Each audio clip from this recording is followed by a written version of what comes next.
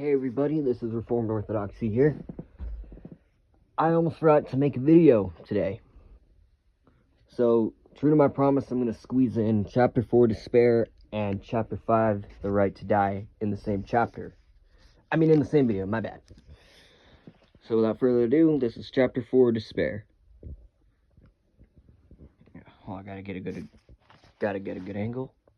Jack heard the rumble of trucks at 5 a.m. Just at the moment soldiers beat on the door of the house.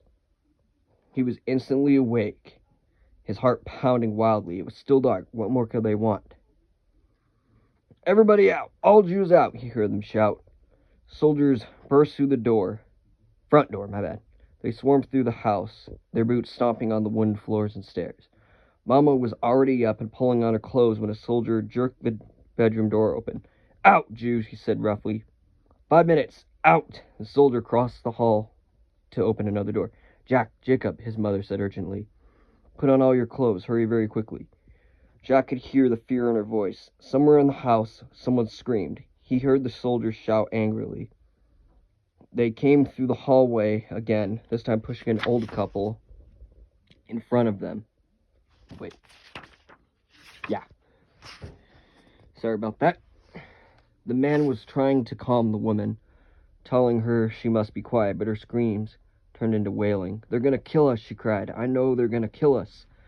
A soldier stopped by their door, pointing his gun directly at Jacob. "Out!" he shouted.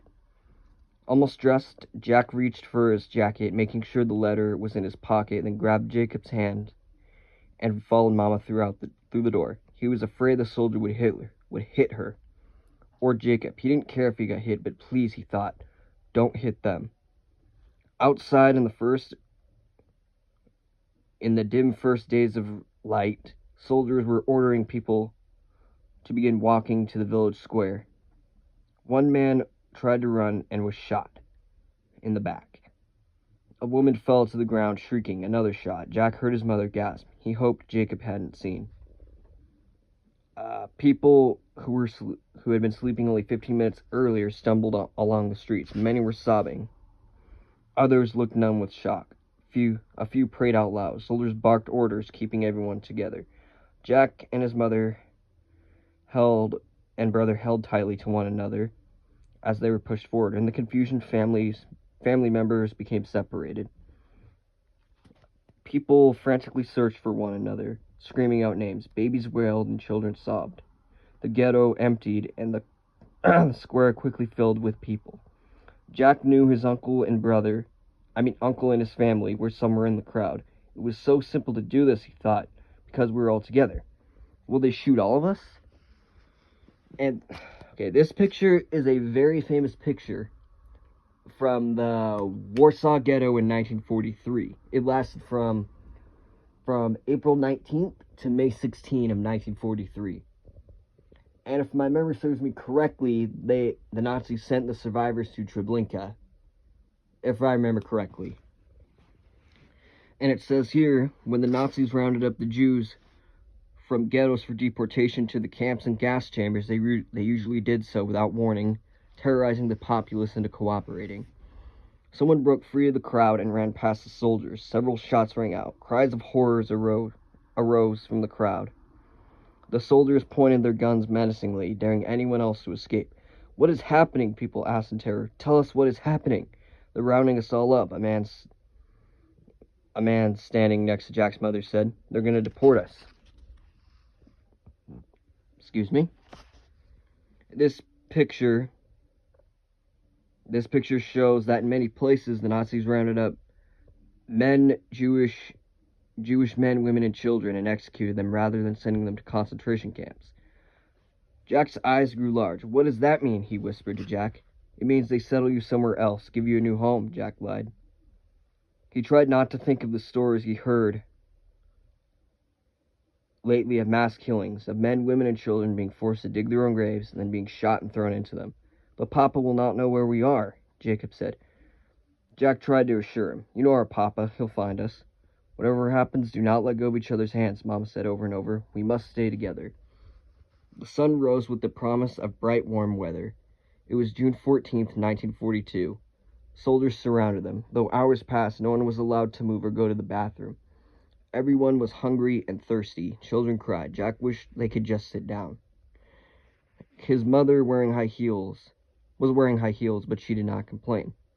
Worry etched deep lines in her face. An elderly woman fainted, and before people around her could help her get up, a soldier rushed over and hit her hard with his gun. She lay on the ground, moaning. A shot. Stunned silence was followed by shrieks and cries from the crowd. Noon came, then late afternoon. Still they stood. Then finally the soldiers began ordering people to line up. Jack and his mother grabbed Jacob's hands. Some of the old people could barely walk after standing for so long. The soldiers were quick to use their gun butts to keep order, striking out at anyone who didn't stay in line.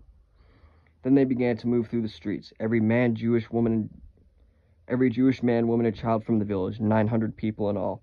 Jack could see faces behind closed curtains watching. A group of village men stood by a church, He recognized one of his uncle's neighbors, a man who had grown up with Jack's mother and uncle.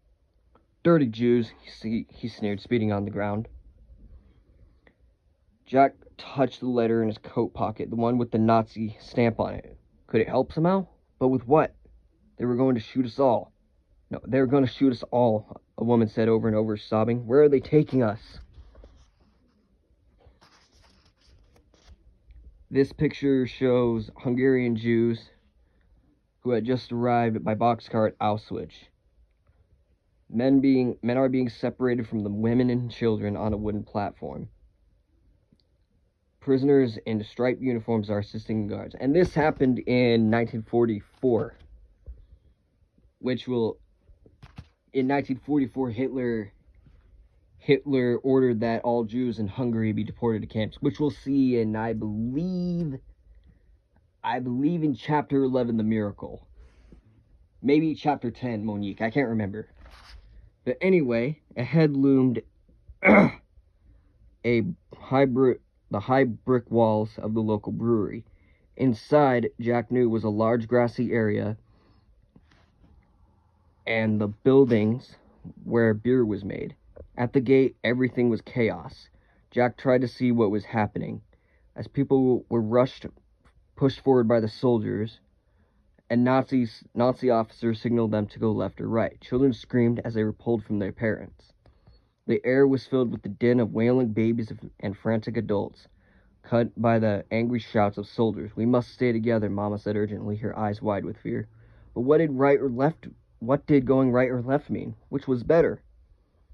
It looked like the stronger people, those who could work, were going to the right. Jack could not tell. They were hustled forward, Mama and Jack holding tightly onto Jacob's hands. Suddenly it was their turn. Jack thought his heart would thump right out of his chest. The officer glanced at the three of them and signaled to the left. Rough hands pushed them out of the way. Summoning all of his courage in one desperate moment, Jack pulled out the letter with the Nazi stamp and thrust it to the officer. I'm an electrician's helper. My mama, brother, and I can work. His hands and voice shook. He kept his eyes down, not daring to make eye contact. The officer skimmed the letter and tossed it aside. He nodded to a soldier. Jack was jerked to the right and pushed into a group. What he now realized was only men. No women and children, no old folks. He tried to cross back, but a soldier blocked Jack's way, his gun pointed directly at him. Another soldier pushed him forward. He could no longer see his mother and brother in the crowd. His knees buckled. He had promised his father he would take care of them. It was the worst moment in my life, Jack said. It never entered in my mind that they would take them away from me. On Jack's side were about 100 males. Jack was the youngest. Everyone else, including his mother, brother, his uncle, and family, was on the other side. And this picture shows that with women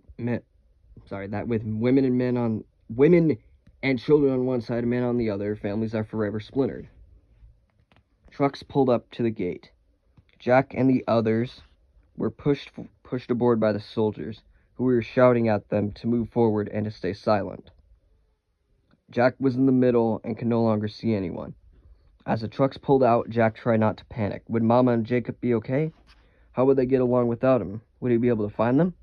The Jacks rumbled through the village and into the countryside. In the back of Jack's truck, terrified men were silent.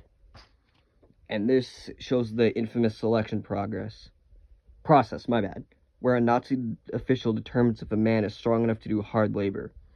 The Jewish woman in the foreground has been selected for hard labor instead of immediate death. Jack had no idea where they were going, but I reasoned if they were going to shoot us, maybe they would have already done that. They did not have to take us on a truck. Maybe they had a job for us to do, then they would bring us back to our families. I tried to believe that. When the truck stopped several hours later, it was already dark. They had driven through heavy iron gates into an open area inside a compound of buildings. Around them were concrete posts strung with electrified barbed wire. Searchlights shone down from the guard towers. In the shadows, Jack saw bedraggled men in blue and gray striped uniforms, hurrying from one building to the next. What was this place? The tailgates of the trucks were lowered, and the guards ordered us to jump down, Jack said. They began to beat us with rubber truncheons, screaming at us as we stumbled into the glaring light. I tried to protect my head and face as we moved in the direction they pushed us. They wanted to terrorize us so we would do what we were told. It worked. From that moment on, I was always afraid. And this is Chapter 5, The Right to Die. We staggered through the blows of the guards, Jack remembered. They barked at us to line up in rows of 5. We stood silent, with our heads down. The officer in charge told us we were now prisoners of Hitler's SS Special Forces, and we were in the Bleckhammer concentration camp across the border in Germany. We had no rights. The only right we had was to die. Jack and the others were taken to a room where they were ordered to undress and form in lines. Camp prisoners who were not allowed to speak to the new prisoners roughly shaved off all their body hair to help prevent lice. Jack touched his newly shaved scalp. It was only 3/4 of an inch long and had a stripe through the middle, shaved right down to the skin to mark him as a concentration camp prisoner. Next, he had to stand still while his skin was coated with a chemical disinfectant to kill lice. He had to bite his lip and force himself not to cry out, so badly did the solution burn. All around him, men screamed in pain. Uniforms were tossed to them, and Jack quickly put his on. It looked like that worn by every other prisoner, coarse cotton with blue and gray stripes. He had no underwear or socks, but at least the uniform had pockets. On the left front was a number, 16,013. This meant 16,012 prisoners had been processed into this camp before Jack. From now on, no matter what camp he was in, the number 16,013 would be his identification. As far as the Nazis were concerned, he no longer had a name. I learned from the other prisoners that in some camps they tattooed your number on your arm, Jack said. However, they did it, reducing your identity to a number was part of their way of dehumanizing you. Once he had his uniform, Jack was issued shoes with wooden bottoms and ankle-high canvas tops. When he tried to take a step, he almost twisted his ankle because he could not bend his foot. How clever of his captors. Escape would be very difficult in these. Finally, the prisoners were allowed to use the latrine. They lined up at the shed. It was night now, and there was no light. In the blackness, when it was his turn, Jack found the board with holes in it placed over a pit. The flies were thick, and the stench was overwhelming, Jack said. The body odor of the other prisoners was also horrible. Everything in this camp stunk and was filthy. When all the processing was done, Jack was assigned to one of the hundreds of look-alike sleeping barracks. They were row upon row of these long, low wood buildings. each with an aisle through the middle and tiers of wooden bunks. Jack quickly memorized the number above the door so he would always be able to find this. Prisoners slept on bunks filled with loose straw. Each had a thin blanket but no pillow. The barracks had no insulation or heat, but since this was June, this did not yet matter, Jack said. On his bunk was a little metal can to hold food when he had a meal, but that would not be on this first night. I just gotten there when the single light bulb hanging from the ceiling was turned off and we were ordered to be quiet. I lay on my bunk in the dark, trying to understand what was happening to me. I was 15 years old. My father had been in a Nazi concentration camp for 3 years, and now I was also in one. My sister was with our uncle, and our aunt was okay as far as we knew. I was sure my brother and mother were all right, but it was going to be very hard for them without me. I knew Mama would be sick